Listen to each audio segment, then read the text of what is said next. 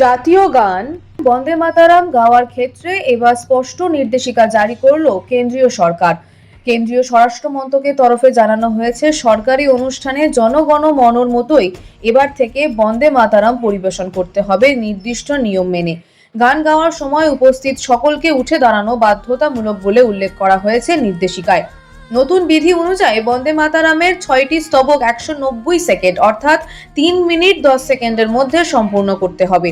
পাশাপাশি কোন কোন অনুষ্ঠানে জাতীয় গান গাওয়া বাধ্যতামূলক তাও নির্দিষ্ট করে দেওয়া হয়েছে। নির্দেশিকা অনুযায়ী জাতীয় পতাকা উত্তোলনের সময়, রাষ্ট্রপতির আগমন ও প্রস্থানের সময়ে, সরকারি অনুষ্ঠানে, জাতির উদ্দেশ্যে রাষ্ট্রপতির ভাষণের আগে ও পরে, রাজ্যপাল বা উপরাজ্যপালের আগমন ও প্রস্থানের সময়, নাগরিক সম্মান বা পুরস্কার প্রদান অনুষ্ঠানে এবং কুচকাওয়াজে জাতীয় পতাকা আনার সময়, এই সব ক্ষেত্রেই জাতীয় গান পরিবেশন বাধ্যতামূলক। কেন্দ্র আরও জানিয়েছে, যেসব অনুষ্ঠানে বর্তমানে জাতীয় সঙ্গীত গাওয়া হয় সেখানে জাতীয় সঙ্গীতের আগে বন্দে মাতারাম পরিবেশন করা হবে। উপস্থিত সকলকে দাঁড়িয়ে সম্মান জানাতে হবে এবং সমবেত কণ্ঠে গান গাওয়ার প্রস্তাবও দেওয়া হয়েছে। তবে একটি গুরুত্বপূর্ণ বিষয়ও স্পষ্ট করা হয়েছে, যদি কোনো সিনেমার অংশ হিসেবে জাতীয় গান ব্যবহার করা হয় সেক্ষেত্রে দর্শকদের দাঁড়িয়ে থাকা বাধ্যতামূলক নয়। বিশৃঙ্খলা বা বিভ্রান্তি এড়ানোর কথা মাথায় রেখেই এই সিদ্ধান্ত নেওয়া হয়েছে বলে জানানো হয়েছে। উল্লেখযোগ্যভাবে বঙ্কিমচন্দ্র চট্টোপাধ্যায় রচিত বন্দে মাতারাম গানটির 150 বছর পূর্তি উদযাপন চলছে।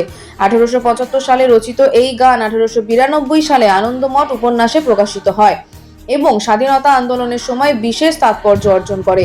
সংবিধান জাতীয় সঙ্গীতের পাশাপাশি জাতীয় গানকেও মর্যাদা দিয়েছে, তবে এতদিন এ বিষয়ে আলাদা করে নির্দিষ্ট কোনো বিধি ছিল না। কেন্দ্রীয় সূত্রে জানা গেছে যে চলতি বছরের জানুয়ারিতে স্বরাষ্ট্র মন্ত্রকের বৈঠকে জাতীয় গানের মর্যাদা বৃদ্ধির বিষয়টি নিয়ে আলোচনা হয়। সেই বৈঠকের পরই এই নির্দেশিকা তৈরির প্রক্রিয়া শুরু হয়। এছাড়া স্কুলগুলিতে প্রার্থনা সঙ্গীত বা বিশেষ অনুষ্ঠানে জাতীয় গান সমবেতভাবে গাওয়ার প্রস্তাব দেওয়া হয়েছে, যাতে পড়ুয়াদের মধ্যে জাতীয় পতাকা ও জাতীয় প্রতীকের প্রতি শ্রদ্ধাবোধ আরও সুদৃঢ় হয়।